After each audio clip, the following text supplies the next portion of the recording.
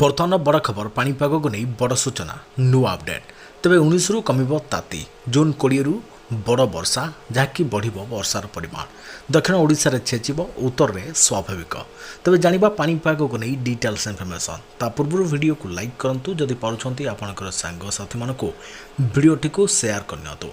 जदि फ्रेंड्स आपण मैंने आमर ये चैनल रे नुआ ही वीडियो देखुं पूर्व केवे भी सब्सक्राइब करना तेज निहाती चैनल को सब्सक्राइब करने सहित पाखे आसुवा बेल आइकन को बजाय रखता तेज दिन बेले गुड़गुड़ी संध्या हेले छेचुची अस्वाभाविक वर्षा जो जलवायु असंतुलन देखा मिलूँ जदिव मौसुमी वायु ओडिशा छुई सारी तथापि आवश्यक मुताबक वर्षा देखा मिलूना एपरी जलवायु असंतुलन पछर कारण कहते पाणीपाग विशेषज्ञ डॉक्टर शरत चंद्र साहू मौसुमी वर्षा और बंगोपसागर लघुचाप सृष्टि होगापी आरब सागर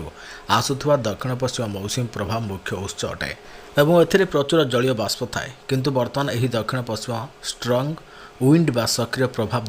देखा जाऊना बर्तमान स्थलभाग जो दक्षिण पश्चिम वायु रोचे बहुचे ताहा दक्षिण भारतर केन्द्रीय अंचल आसूचे यह स्थलभाग दे आसुथारू एथिरे यथेष्ट जलीय बाष्प नहीं केवल सूर्य किरण जो स्थलभाग प्रतिक्रियाशील हेउछि एवं समुद्र पवन माध्यम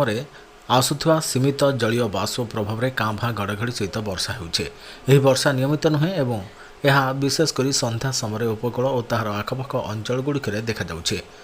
तेबे वर्तमान हेउथिबा एही अनियमित वर्षा द्वारा चाषी माने केवल धान तली पकाई परिबे किंतु यह चाष पई स्थायी समाधान नुहे यह द्वारा अभ्यंतरण ओडिशा रे चाष कार्य सामान्य प्रभावित होई पारे जदियो अन्य वर्ष मानकरे मध्य सेठारे विलंबरे चाष कार्य होइछि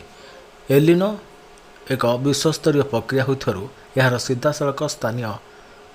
प्रभाव एते अधिक रहिबो नाही पश्चिम ओडिशा रे ग्रीष्म प्रभाव अधिक तापमात्रा जून 18 तारिख पर्यंत रहिबो 19 तारिख ताती धीरे धीरे कमिबो एवं एहा परे तापमात्रा अधिक बढ़िबार संभावना नाही राजधानी भुवनेश्वर समेत अन्य स्थान में 18 तारिख जाए ताती और गुड़गुड़ी रहिबो जून 17 18 19 तारिख बेलू आरब सागर रे प्रभाव धीरे धीरे सक्रिय होगा लगे 19 रु 20 तारिख आड़ को पाणीपागर यह शैली बड़ परिवर्तन आसब बर्तमान बंगोपसागर बादल सृष्टि होउछि एवं सेठारे वायुर मिलन घटुछे जहाँफल स्थलभाग पवन समुद्र आड़ को गति करुछे